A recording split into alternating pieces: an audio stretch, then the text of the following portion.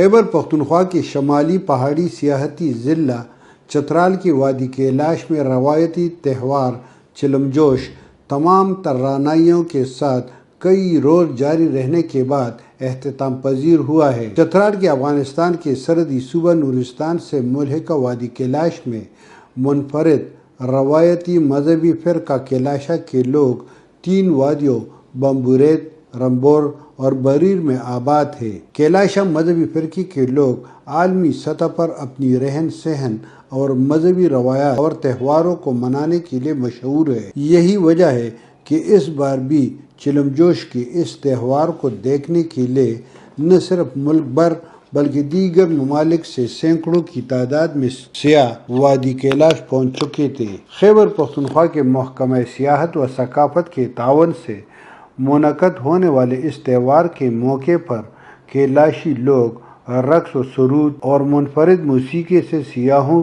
دل بہلا رہے ہیں۔ یہ امر قابل ذکر ہے کہ کیلاشا کی روایتی موسیقی کیلاشا مذہب کا حصہ ہے۔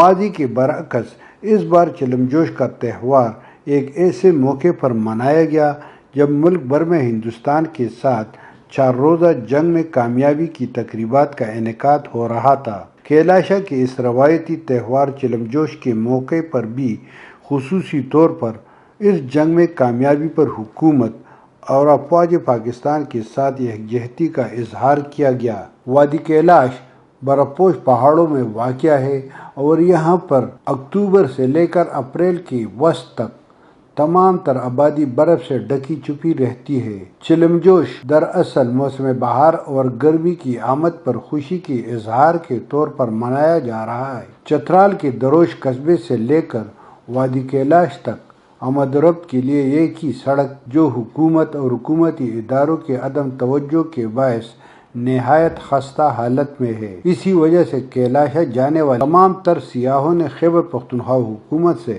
اس سڑک کی فوری تعمیر کا مطالبہ کیا ہے۔ ساتھی کیمرامین عمر الہی کے ساتھ شمیم شاہد، میدان ڈیجیٹل ٹیم کو اجازت دیجیے۔